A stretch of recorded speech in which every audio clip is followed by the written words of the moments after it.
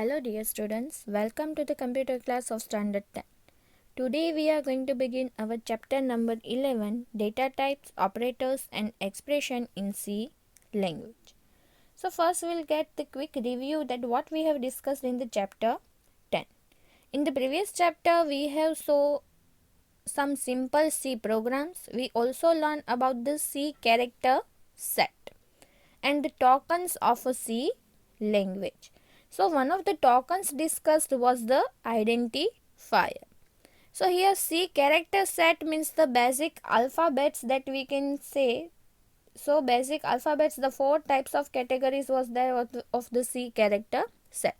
And based on that we can make the words in the C language. So that are known as the tokens, and one of the token of the C language, that is the identifier. Means the word that is given by the user as per his requirement. So we make use of identifiers in all C programs, and one of the example of identifier is the variable also. Okay. So suppose in our program we have defined an identifier named as a date that is capable of storing the value of date. Okay, so what do you think is the value that can be stored in it? Okay, if you have given the identifier name date, then what will be the date value? Can you store inside the date that is 12.50? No, we can't, because we knows that always the date is coming in the whole number. Have you ever found that this type of date is coming, that is 14 and half? Today what is the date, then 14 and half? It is not possible. Either the date is 13, or either the date is 14, or either the date is 15. So here we can't store the fractional number. Yes. So C language uses certain keywords to identify the type of value that can be stored in an identifier. Which type of value we are storing inside the identifier, based on that the certain keywords are already defined in the C language. So these keywords associate a data with its types and hence are known as a data type. So now in this chapter we will discuss in a detail about the different data types available in a C language. So let's just start it. What is data type?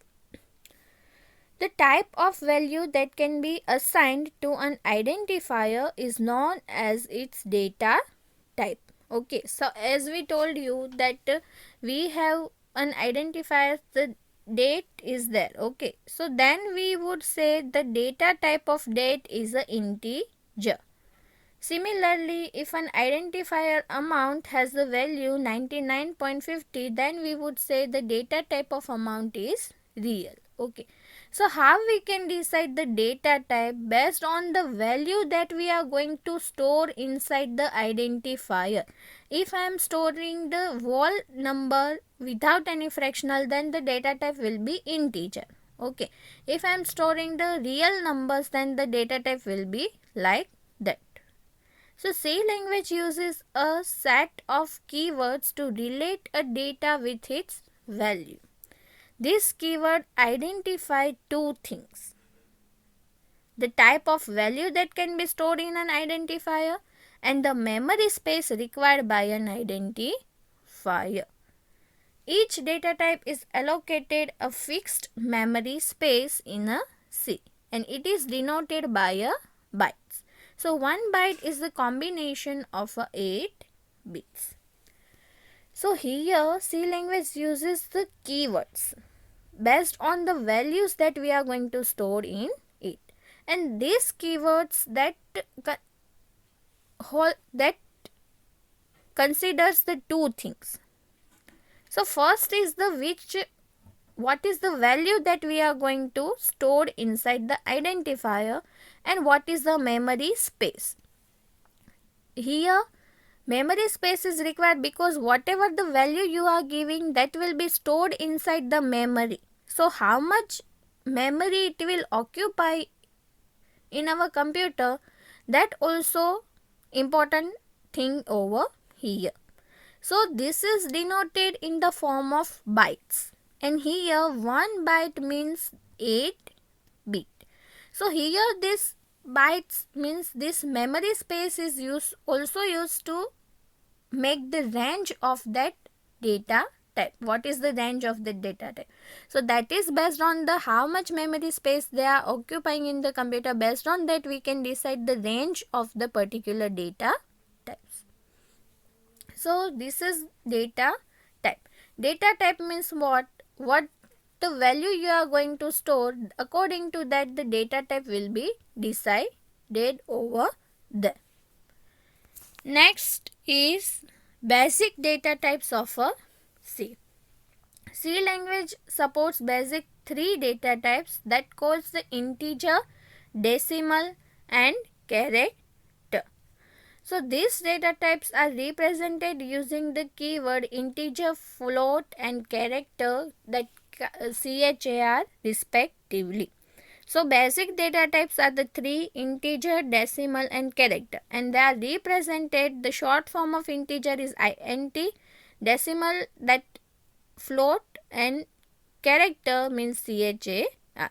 And we also have one more primitive data type known as a void. Void is the special primitive data type that has the empty value, means no value can be stored when the variable is defined as a void data type. We are going to discuss it in a detail. An identifier is associated with its data type by using the syntax. So means now this is the syntax to define any identifier along with its data type. So here the syntax is first data type will come. Data type will be either integer, float or character based on the value that you are going to store inside the identifier. You can use any data type according to your wish. Then after identifier 1, identifier 2, identifier 3 till the identifier n, means with one data type you can define as many variables as you want. The contents written in a square brackets for the given syntax are the optional. Okay, means whatever the written in the square bracket, that is the optional. It is not necessary to define this many variables. According to your wish you can define the variables over here. Let us now have a look at each of these basic data types one by one. So how many basic data types are there? 3, that is int, float and character. So basic data types of C. First, integer. It is used to store decimal whole numbers, means it is used to store only whole numbers without any fractional. Next is the float. So float is used to store only fractional numbers. And character, it is used to store alphabetic data, means in the character we can store the alphabet. Some of the time it is need to, instead all the times the input will not come in the form of numbers. Okay, so when it is need to print the alphabet, then we have to use the character char data type. So first we will discuss integer data type. So integer is a positive or negative whole number with no fractional part. Means what you can store inside the integer? You can store positive or negative. Okay, either the number can be positive or negative, but that should not be the fractional number. Here as an example you can see 10, 99, minus 909, that is 30,000. These all are the examples of a integer data type. So like this value you can store in the identifier that has been defined as an integer data type. So here the what is the syntax? Integer, then after identifier 1, 2, 3 till identifier n. Such a C statement is in C is called the declaration statement. So this is the declaration statement that you are seeing over here.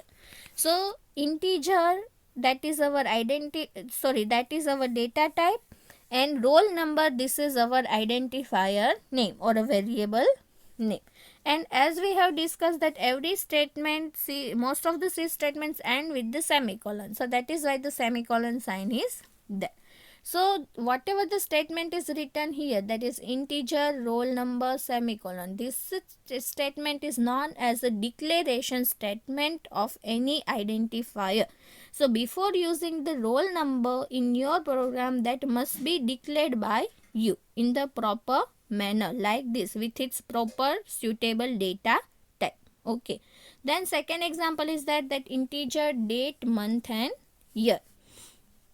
So here see, this date is the identifier 1, month is the identifier 2 and year is the identifier 3.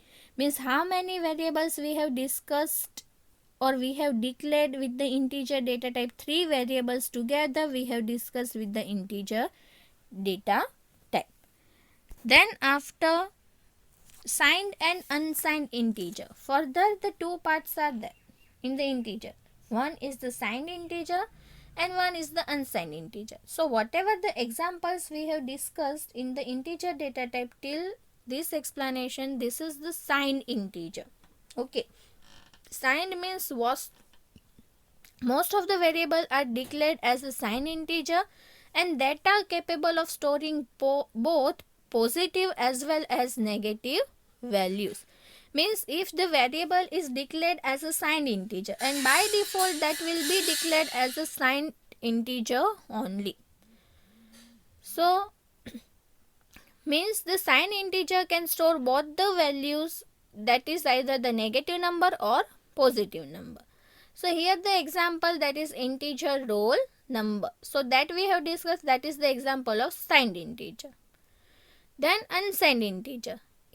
In many situations we may not require a negative value at all.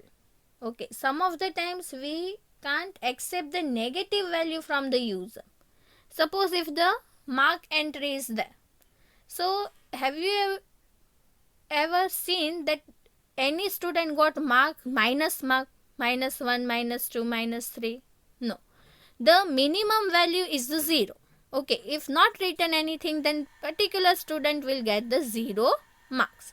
So in this type of situation, we want to restrict the user that they can only insert the positive values, no negative value. So that variable can be defined as a unsigned integer. So here the same variable you can declare as a unsigned integer roll number. Means what we have done over here, just as a prefix we added here unsigned. Okay, before the simple integer was written there. Now we are adding the prefix unsigned before the declaration, before the integer data type. So these are the signed and unsigned variable. Signed is used to store both positive and negative number, whereas unsigned is used to store only positive numbers. Then after here, this is the brief description about the integer data type. Okay, see these things you have to remember. First, what is the data type name? That is the integer. Now range of the data type, that I told you that based on the memory space they are occupying, how much byte is there, based on that the range of the data type will be decided over here. So this is the range, that is -21, 47, 48, 36, 48 to +41, 47, 48, 36, 47. So this is the range of every data type you have to remember. As a MCQ they may ask you what is the range of this particular data type. Now how much byte it will occupy in your memory space? So it will occupy the 4 byte in the memory space, and the example is integer balance amount. And here this is the signed integer, so it can store both positive and negative values. Now unsigned integer, the range of the unsigned integer, that is 0 to 42, 94, 96, 72, 95. Okay. And it will also occupy the 4 byte in the memory space. Now unsigned integer counter, it is the unsigned integer, so here in this counter variable you can store only positive numbers, no negative numbers. So these are the integer and unsigned integer. Now if you want to store the bigger number, okay, that has the memory space that will occupy the memory space more than the 4 bytes, then that should be defined as a long integer. So now we will discuss about it. In the table 11.1, the value of the range depends on the number of bytes used, as I told you. Okay, if you are having the question that how the range came over here, so that range is the depends on the number of bytes used over there. So they both were using the 4 bytes of memory space. Okay, so for assigned integers, the value of range is calculated as a -2 n raised to n minus 1.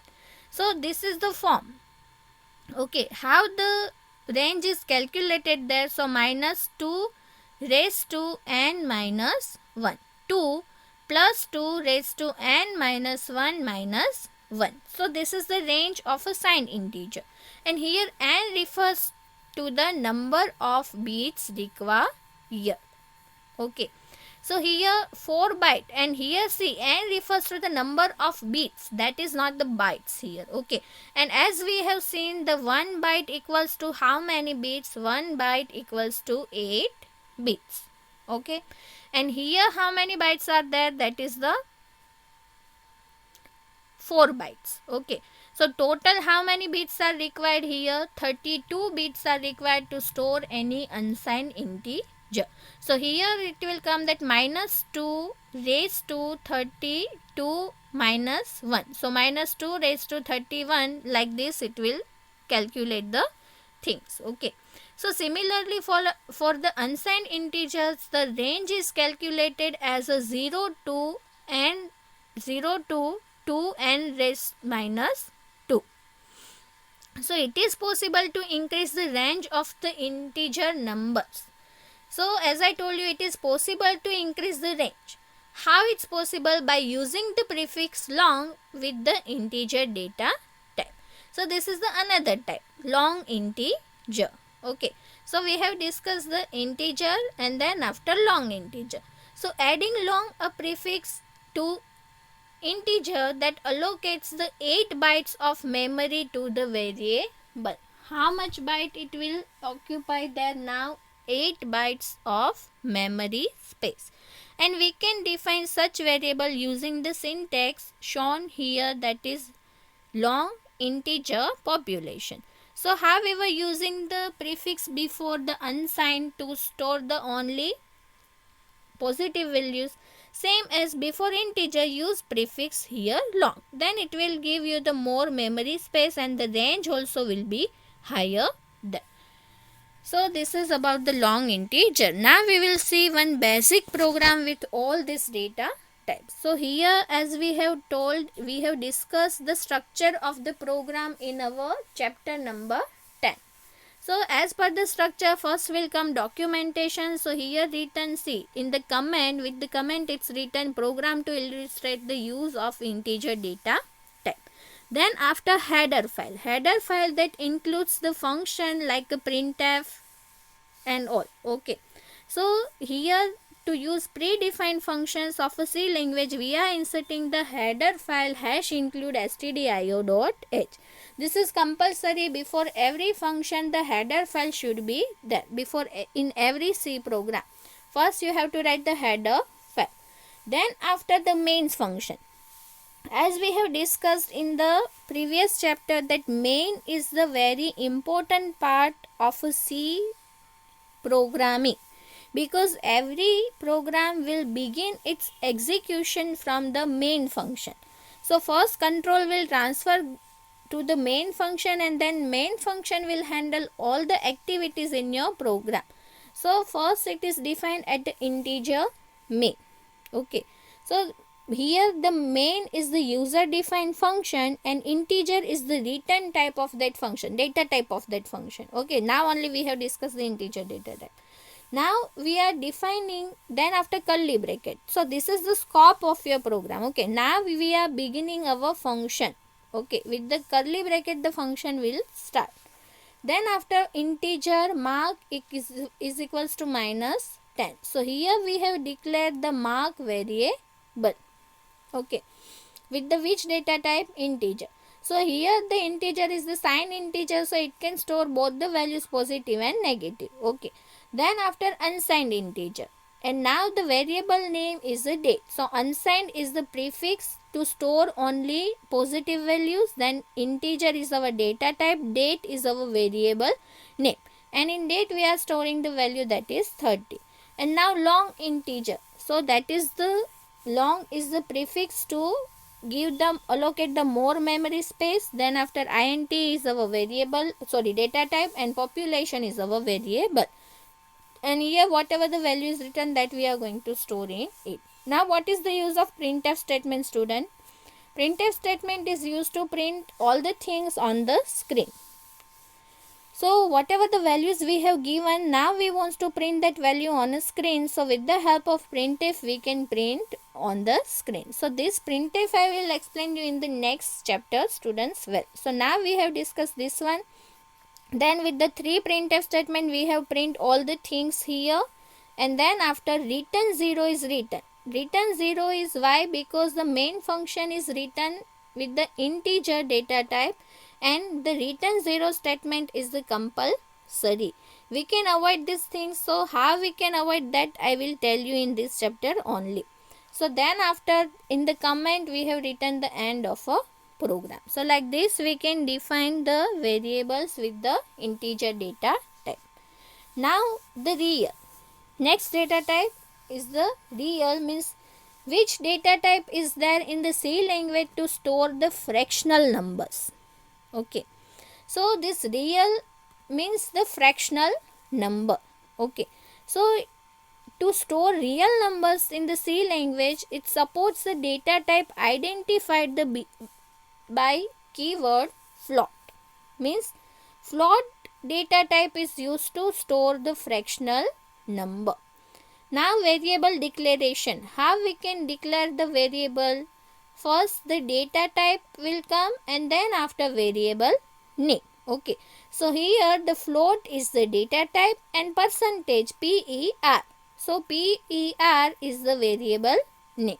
Same as a double, and then after balance amount. So here float just like an integer and long integer. Okay, float has the less memory space and the range is also less, and double has the more memory space and the precision range is also high.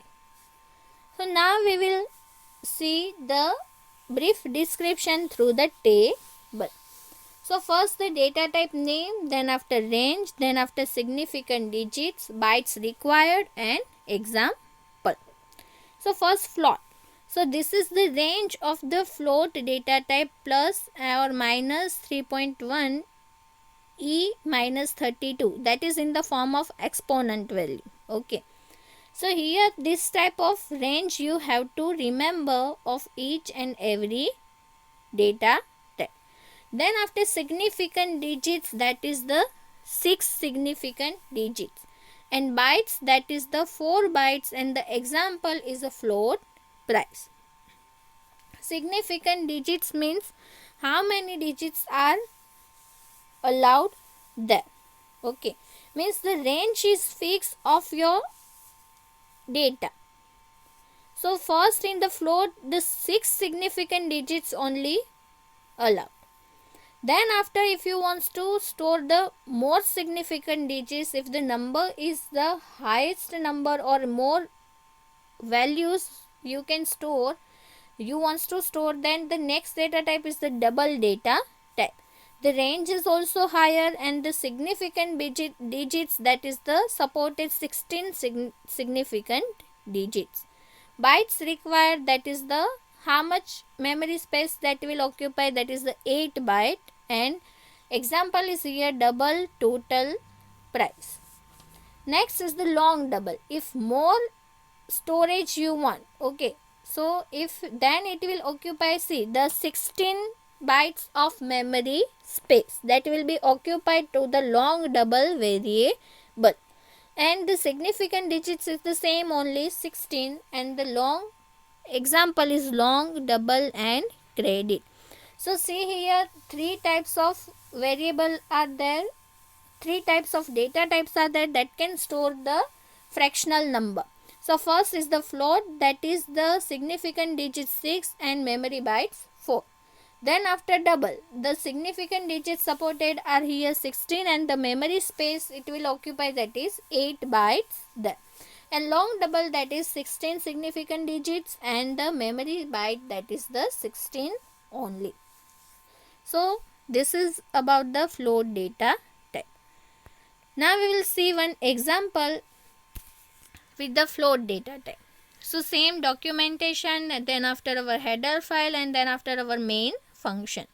So now here in the comment something is written. First three statements declares and initialize of variables first, second and third. Okay, means here only we are declaring variable and here only we are initializing the variable, means we are giving the value to our variable. Okay, so how we can assign the value? By using the equal sign. So first float variable, for float data type we are using, and first variable name and value we are giving the same value we are giving to each and every one. See, very big number is there, you can see over here. Each and every data type variable has the same value, same input. Then after double second, okay, and again we are assigning the same value there, and long double third, that we are assigning, in that also we are assigning the same value. First variable will occupy 4 byte of memory space because it is declared with the float data type.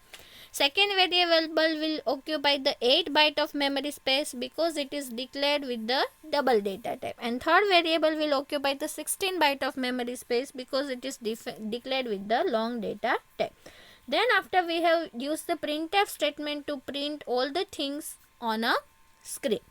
And then after end of the curly bracket is over, there your function is over. Okay, and end of a program. Now we will see the output.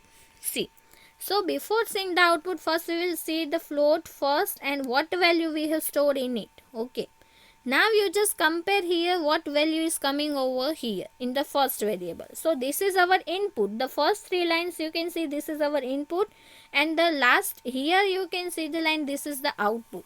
So the output and input values are the difference. See, 98, 76, 45 and 3. Then after whole number has been changed, 51, 64, that is not our input.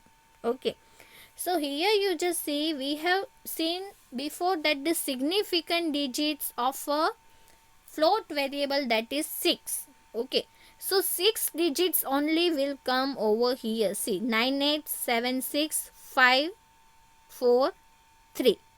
Okay, so 7 digits will only come as it is. Okay, then after rest of the data will be changed. Then in the second and third, means in the double and long double, only 16 digits are supported. Yes, so that digits will come, the 15 digits will come as per the input. See, 98, 76, 45, 30, 2, 1, 0, 9, 8, 7, 6, 5. See, till that the value is correct, till 15. Then after the data has been changed. So like this the precision value will work. Okay, so this is the about the output of our program that we have created with the float data type. Then after next is a character, means whatever the things we have seen till now, that in all the examples we have stored only numeric value. What about if we want to store character as our variable value? So to represent alphabets, the C language supports character data type. Each character is associated with its ASCII value. So about ASCII we have already discussed. What is the full form of ASCII, that you already know. American Standard Code for Information Interchange. So here we will discuss about the character data type. with the help of this table. So what is the use of character data type to store the alphabetic value? So first, signed character has the range from the -128 to +127. It will occupy only one byte in the memory space, and the example is character gender. Okay, so here as a input, as a value, what you can give gender, either male or female. Okay, so if you can store here, if M, that means male, and if the F, that means female. Okay, as a value you can store like this. Then after unsigned character, that ranges from the 0 to 255. The byte is also here the one byte only it will occupy in the memory space. And unsigned example is unsigned. First the prefix unsigned to store only that positive numbers, and then after character is our data type and choice. So this is the about character data type. What is the range and how much memory space it will occupy. Then after here, this is the sample program. So first documentation, our header file, then after integer main, our main function. Then after our opening curly bracket to start the scope of our program, and then after variable declaration with the data type character. So first character, gender, and the value is a M. So see here instead of number what we are storing alphabets. Okay, and as a character when we are storing anything, it must be enclosed in the single quotation mark. And here remember, with the character data type you can store only one alphabet. Okay, means as an input you can give only one value, only one alphabet. You cannot give the number no, that is not supported. One byte of memory space only it will occupy, and one word only you can give as a input. Then after character answer has the capital M, character number has a 2, and character SP character has the blank space. See, only quotation mark is there, nothing is written, that means single space is given as a input. And now we are printing this data along with its ASCII value, means each and every key in the keyboard has the ASCII value assigned to it. Okay, so what is the ASCII value of that particular digits or that particular character, that also we can see over here. So see here the printf, then after /n is written.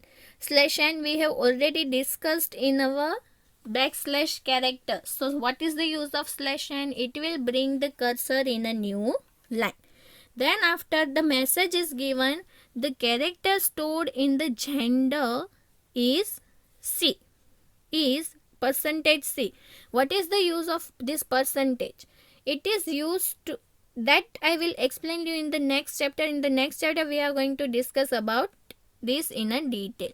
So now whenever we wants to print this thing according to the data type, this %C is required. Okay, so %C is written, that means the compiler will find that we wants to display the value that is stored in the form of character. Okay, and its ASCII value is %D. Okay, %D means to get the value that is in the form of integer. Okay, then after comma and gender is written there. Every output statement has the particular syntax. Still we have not discussed, that is why you will not understand, but now just you have to get the look here. Okay, so here first gender will display the value that you have stored, and second gender will display the ASCII value of it. Okay, so now we will see the example, and here you can see the character stored in the gender is M and its ASCII value is 109. So same as the values will be there. Okay, then after next thing is a void data type. So in the C provides a special data type that is identified by keyword void. Void is the special data type here. And why it is special? Because it is the empty data type. Void data type will not hold any value in it. And that is why it is used as a return type of the functions in our C language. In the previous chapter, we have discussed that our C program is divided into the several parts, and these parts are is in the form of function. So function in C may return a value, and if we don't want the function to return a value, then we can prefix it with the void. So now only I told you in the explanation of our first program that integer void is written, and if the integer data type is there, then we have to return the value. So that is why in the end of every program you are finding the value that is written 0. So this statement tells the compiler to exit from the function body, because if you are writing the return 0, then only the compiler will understand that here the program is going to end. But if you will not write the statement return 0, then you will get the warning message that function should return a value. So to avoid getting such a message, we can prefix main with the void. Okay, and in every program we are going to define the main function with the void data type only. Still we have not begun our programming. We are discussing only theory concepts. That is why I am going with the textbook example. But once we will start the programming, then we will always define the main function with the void data type, not with the integer data type. Okay. So this is about the void. This is a primitive data type, and it is used as a return type with the functions. Okay. Then after, how to assign values to the variable. So variables once declared can be assigned values during the execution of a program. Variable means what? Variable is an entity, students, that will hold your input. Okay. Variable is the entity that will hold your input, and during the whole execution of your program, you can store the value inside the variable, and you can perform any type of changes also on a variable value that has been stored there. And that will allocate the memory space, that we already know. Yes. So the value assigned has to be in the lines of the specification of the data type. Okay. So the assigning of value is based on what? The assigning of value is based on the data type that we have set for that variable. So to assign a value, we use the given syntax. So first, how we can assign the value? So before assigning the value, what is the first step? First is the variable declaration, and after declaration we can assign value to the variable. So here the assigning syntax is the variable means the variable name, and after value what you want to store, and semicolon. It is possible to initialize and declare a variable in the same statement that we have used, students. In our previous program, if you will see that, I will show you. So here you can see. So character is our data type, gender is our variable name, and aim is the value. So like this, during the declaration time only you can give the value to the variable. So that is known as the assigning of a value. Then after, data type, variable and value, that I told you. Okay. So in all the example discussed so far in this chapter, we have used this technique of the initialization. Which technique? The second one technique. During the declaration time only we have given the value to the variable. Now some of the example is there. See. So variable declaration first. How we can declare the variable? So if I want to store the positive numbers only, then which data type I will use for my variable? Integer data type. Okay. And I want to store the number. So my variable name is a number.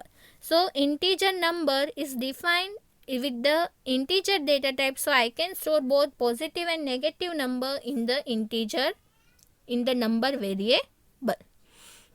Then after how, now I want to store the value inside it. So this is called the variable initialization. Okay, and now I will, what is the syntax for the initialization? Variable equals to value. Okay, so variable, what is my variable name? Number, and equal sign, and now give the value that you want to store in it. So number is a 10 and semicolon. So this is called the variable declaration and variable initialization. Okay, so I hope you understood whatever the things we have discussed in this session. So now we are going to conclude this session. Thank you, students.